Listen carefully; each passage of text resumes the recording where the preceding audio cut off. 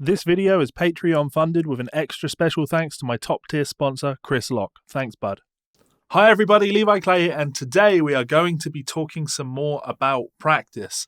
This comes after the success and the launch of my weekly guided practice routines. Check out the link in the description over on Patreon if you want to join us for those. I was expecting maybe 10 of you guys to take interest in that, but already we've had 60 people join up to that, which is an incredible number, and we're having a great time talking about the subject of practice. And it got me thinking about the distinction between different areas of practice and why it's important that we don't neglect important areas of practice. So today I want to talk to you about what I would like to call the 3 pillars of practice, or if you're looking at the thumbnail for the video, I guess the Holy Trinity of practice. Well, I didn't want to be sacrilegious or anything. So what do I mean by this? Well, I think guitar players in particular can be extremely guilty of focusing on one area of practice rather than understanding and realizing that there are really many areas of practice that we should be able to work on. And by neglecting 2 of those areas, we may become incredibly proficient in one area, but then you're massively weak in other areas. Now, I'm sure many of you guys out there are video gamers. You probably know what it's like to be playing an RPG, maybe a game like Dark Souls, and knowing that feeling of plowing all of your energy, all of your efforts into one skill trait. So you might be incredibly strong, incredibly powerful. You might be able to swing a sword like no one ever has before, but you're a glass cannon. If anything knocks into you, you shatter into a million pieces because you haven't worked on the things that are required in order to stop you falling apart if something hits you.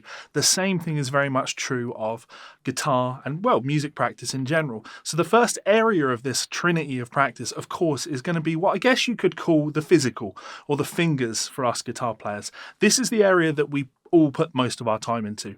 And when you really think about this, this is anything where you are working on muscle memory, where you're working on what the fingers should do. So technique practice is a classic example of the fingers or the body. And this makes sense. It's incredibly easy to put a lot of focus into repetitive motions. It's incredibly easy to put a lot of focus into things that you don't have to think all that much about, training yourself to be able to just play something with muscle memory. Now, of course, that's an incredibly important part of practice, and it's you can't get by without having technique. You need to be able to consistently play your instrument. If you hear a musical idea and you want to be able to play that musical idea, if you don't have the technique in order to execute that musical idea, then you are kind of left up shit creek, as they say. So working on the fingers is very important. It is very important, but I don't think you need me to talk to you about that one.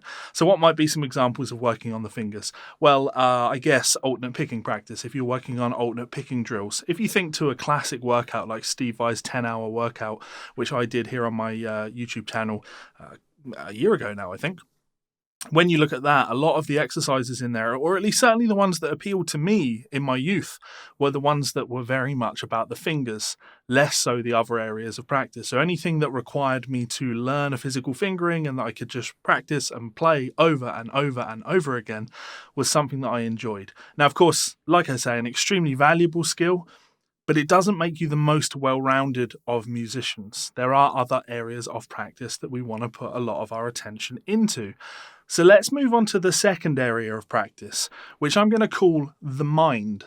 Now, of course, this is a different thing to the fingers. And actually, when you look at my weekly guided practice routines, or actually if many of you guys have had private lessons with me, if you think about what we talk about in private lessons, I'm a lot more interested in the mind than I am the fingers. Because the mind is the thing that tells us what to play, if that makes sense. The mind is the thing that allows us to visualize. The mind is the thing that allows us to see our way through a chord progression. Of course, it's all well and good to be able to visualize or remember things, or to be able to look at a chord chart and to be able to see those chords and know what each one of those things means. That's the mind that does that. And that's something that needs to be worked on. If you're soloing over a set of chord changes like this, the mind is very much the thing that is going to help you process what it is that you want to do. The mind is the thing that's going to help you find those things on the fretboard. And then your technique, of course, is going to take over. We cannot neglect the mind. In my second weekly guided practice routine, which I think is going up on Patreon today. It might be tomorrow, depending on when I choose to upload this video. In that, we've moved on and started talking a lot about triads and focusing our practice on being able to visualize triads through basic chord changes. And I'm not talking about big bar chords, though they are in there. I'm talking about smaller, closed-voiced triads, the things that help us voice lead our melodies through things. That's not a technique exercise when you really think about it. That's very much the mind. That's very much here rather than here. And if you think, actually, I've done a video in this in the past talking about improving your RAM speed. It could be another way of thinking about the mind when it comes to practice. Working on things that make our brain sweat over making our fingers sweat. I'm pretty confident that you guys can already, your fingers can already sweat quite a lot. You're already, proficient players. I would confidently say most of you guys watching this are probably more technically proficient than I am. I've put a lot of my effort into the mind in order to have it catch up to the fingers. And now I'm in that place where my mind is probably the stronger tool than the fingers. So that's the second area. Now, the final area seems like an obvious one. And I think, in fairness, it's the least practiced one. And that's a real shame, because it's the ears. The ears, hearing, the ability to hear. Such an obvious thing to point out, but let's be fair with each other here. I think that it's very easy to skip over these things. It's very easy, especially in the generation that we live in today, where you are learning a lot of content from tablature. It's very easy to focus on, just put my fingers here. Never really address the sound of the thing that you're playing. Never be able to identify the sound of the thing you're playing before you play it. Really focusing in on that ear. If I play a chord, for example, like this, can you identify that chord? Do you know what sound that is? Can you tell the difference between this chord and this chord? Can you identify a chord progression? For example, can you hear what chord progression this would be?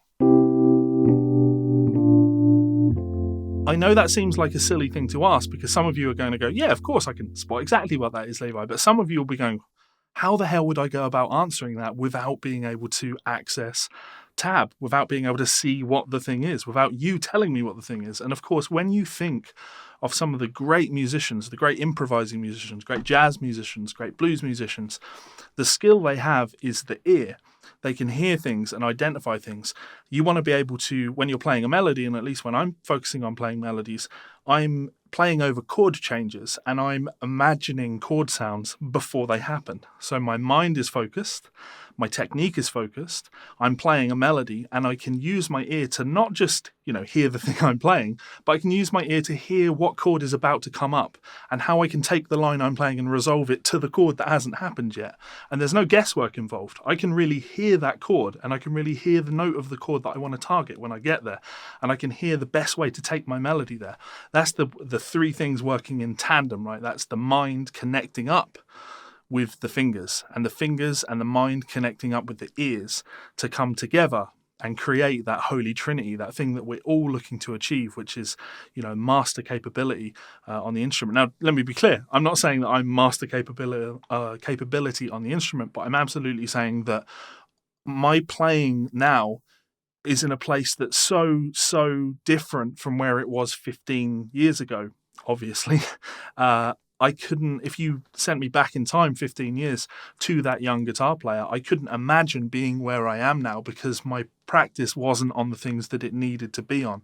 As you all know, I work as a transcriber, so my ear has to be tip-top. That's actually a great example of having a good ear. If somebody plays a melody, can you just hear it once and sing it back to them? I'm sure if the melody is incredibly simple, you can probably do that without any real pressure. But as melodies start to become a little bit more complicated, your ability to discern details might be a little bit lacking.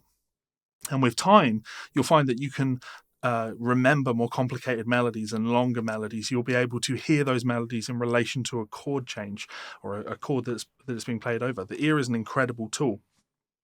Okay, so those are the three areas. Some people have suggested, and when I've been talking to some of my patrons about this over the last couple of days, some of them have suggested, what about the eyes?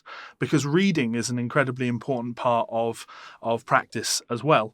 If you're looking to work on reading as part of your practice, I would say that reading, sure, it is a skill, but I think reading is really a subset of the mind.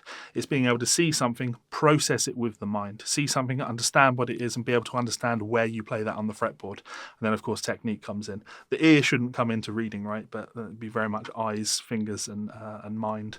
But yeah, so there we have it. That would be what I would consider to be the holy trinity of practice, and all three of these areas need to be worked on if you want to be a well-rounded musician. If you want to be someone that can get to that advanced level, being a master of all of these areas is going to make you a far more proficient musician.